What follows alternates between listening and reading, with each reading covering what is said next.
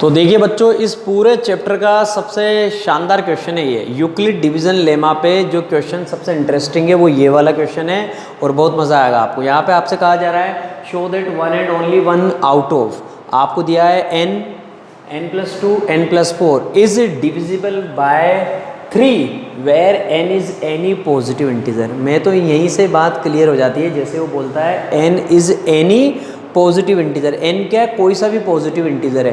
तो मैं तो जानता हूँ कि जो पॉजिटिव इंटीजर होता है वो किस फॉर्मेट में होता है। अब यहाँ पे उसने क्लियर बोला पॉजिटिव इंटीजर कौन है? n।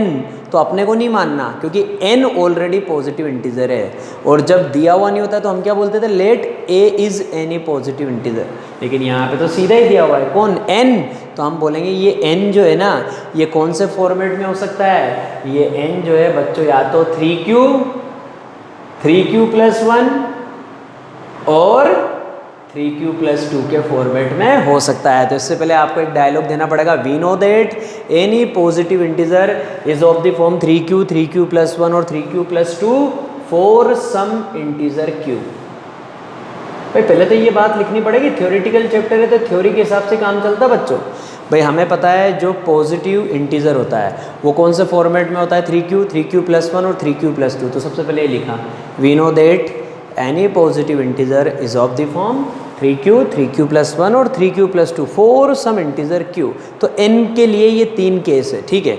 अब सबसे पहले बात करेंगे, हमें बताना है कि इन तीनों में से कोई एक ही किससे डिविजिबल होना चाहिए? 3 से। तो सबसे पहले बात करेंगे n के लिए। तो n के लिए ये तीनों वैल्यू पुट करनी पड़ेगी पहले। तो सबसे पहले केस 1 में बहुत मज़ा आएगा।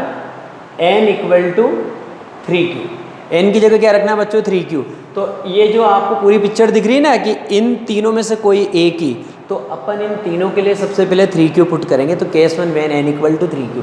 जैसे ही मैंने n की जगह 3q रखा, कोई भी कह देगा कि सर ये तो 3 से डिविजिबल है। क्यों? क्योंकि q की वैल्यू कुछ भी पुट करिए, कोई सा भी पॉजिटिव इंटीजर पुट करिए, आंसर हमेशा क्या आएगा? आंसर हमेशा 3 का मल्टीपल ही आएगा। तो n = 3q, it is divisible by 3। ये हो गई बात, इट इज़ डिविजिबल बाय 3, ठीक है। अब क्या करना है? n+2 के लिए निकालना है। n+2 के लिए निकालना है तो अब बात आ जाएगी हमारे पास n+2। जैसे यहाँ पे करेंगे n+2 = तो आंसर आ जाएगा 3q+2। अब इसे ही कहानी क्लियर है कि यहाँ पे रिमाइंडर कितना बच रहा है? 2 बच रहा है, क्योंकि आपके पास कॉन्सेप्ट होता है a = bq+r। तो देखिए bq+r, r मतलब क्या होता है? रिमाइंडर। तो यहाँ पे कितना रिमाइंडर बच रहा है? यहाँ पे 2 रिमाइंडर बच रहा है, मतलब ये 3 से डिविजिबल नहीं है, ठीक है। It is not divisible by 3, it is not divisible by 3। Here 2 is reminder, ये लिख दीजिए आप, यहाँ पे 2 रिमाइंडर है, ठीक है। अब किसका नंबर? n+4 का, क्योंकि इन तीनों के लिए आपको एक एक करके इन सबको पुट करना पड़ेगा। सबसे पहले लिया 3q तीनों जगह रखेंगे। फिर किसका नंबर आएगा? 3q+1 का 3q+1 तीनों जगह रखेंगे। फिर किसका नंबर आएगा? 3q+2 का 3q+2 को भी तीनों जगह रखना पड़ेगा। तो अब लिखेंगे n+4। n+4 का मतलब हो गया बच्चों 3q+4। अब इसको बहुत सारे पागलपन कर देते हैं, ऐसा कैसे बोल देते हैं कि यहाँ पे 4 रिमाइंडर आ गया। अरे भाई 4 कैसे आएगा रिमाइंडर? 3q+4 को आप लिखेंगे 3q+3+1। तो इसको इस तरह से लिखना पड़ेगा 3q+3+1। क्लियर है मेरी बात? ठीक है। तो आपने लिख दिया इसको 3q+3+1, 3 ब्रैकेट के अंदर q+1 और +1। इसका मतलब यहाँ पे रिमाइंडर कितना बच रहा है? यहाँ पे रिमाइंडर 1 बच रहा है, ये देखिए आप, ठीक। और ये भी 3 से डिविजिबल नहीं है, it is not divisible, it is not divisible by 3। तो प्रूव हो गई ना भैया बात कि इन तीनों में से मतलब n+2 और n+4 में से कोई एक ही 3 से डिविजिबल होना चाहिए। तो केस 1 में वो कौन था? 3q। अब मैं आपके सामने लेके आऊँगा कौन सा? केस 2। केस 2 में मैं क्या करने वाला हूँ? मैं n के प्लेस पे अब की बार ये वाली वैल्यू पुट करूँगा, क्योंकि n की 3 चीज़ें 1 2 3। तो केस 2 में क्या करूँगा? n = 3q+1। n की जगह 3q+1 लिखना है। अभी से पता लग गया है तो रिमाइंडर 1 आ रहा है। ठीक है, तो it is not divisible by 3, it is not divisible by 3।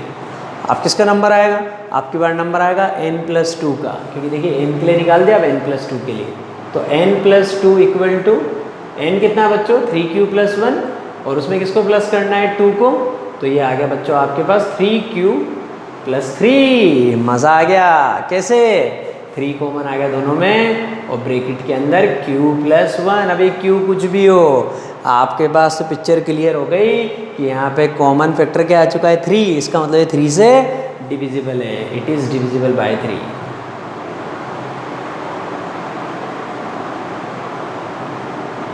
Divisible by 3।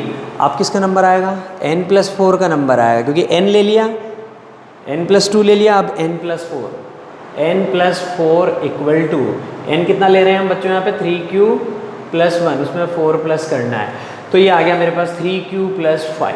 कितना आ गया 3q+5। 3q+5 को स्प्लिट करके मैं वैसे लिख दूंगा मेरी स्टाइल में 3q+3+2, ठीक है। तो यहाँ से पता लगे दोनों में 3 कॉमन है, ब्रैकेट के अंदर क्या आ जाएगा बच्चों q+1 और ये प्लस का 2, तो कोई भी आ जाए डायरेक्ट बोलेगा कि यहाँ पे रिमाइंडर बच रहा है हमारे पास कितना 2, hence it is not divisible by 3। It is not divisible by 3। तो केस 2 में क्या हुआ, केस 2 में आपने देखा कि n जो है ना ये डिविजिबल नहीं है, n+2 जो है ये n+2 आया, ये 3 से डिविजिबल था, और n+4 जो वो ये आया ये 3 से डिविजिबल नहीं है। तो पिछली बार डिविजिबल कौन था, पिछली बार डिविजिबल था आपका कौन n, इस बार आपका डिविजिबल कौन है, इस बार आपका डिविजिबल है n+2। तो पिछली बार एक ही था, इस बार भी एक ही है। अब जो केस थर्ड लेके आऊँगा उसमें आप समझ चुके होंगे कि अब क्या आएगा, आपकी बार इस भाई का नंबर आएगा, तो इसका मतलब इन तीनों में से कोई एक ही डिविजिबल होता है।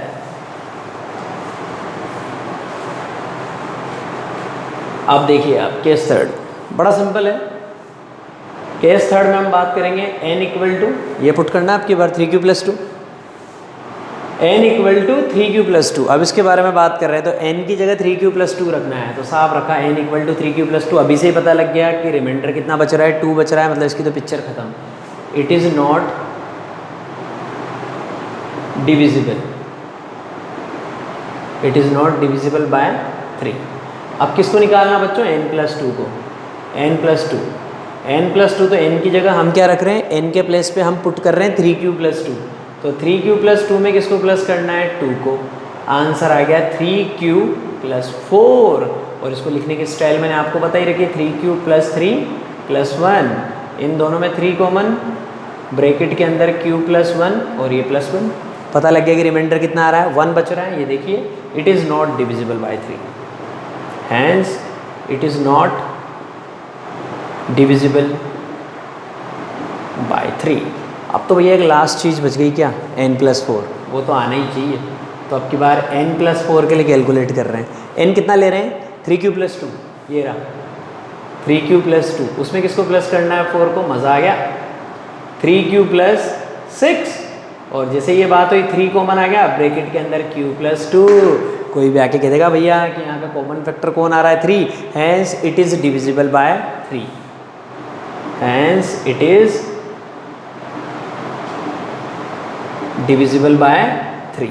तो ये थी आज की पिक्चर कि जब भी आप किसके बारे में बात करेंगे, show that any positive integer, show that, और उसमें one and only one out of n, n+2, n+4, show that one and only one out of n, n+2 और n+4 is divisible by 3, where n is any positive integer, और n क्या है आपके पास कोई सा भी पॉजिटिव इंटीजर है। तो मैं बहुत अच्छे से जानता हूँ कि अगर पॉजिटिव इंटीजर है तो पॉजिटिव इंटीजर को मानने का मेरे पास एक फॉर्मेट होता है क्या, 3q+1, 3q+2 for some integer q।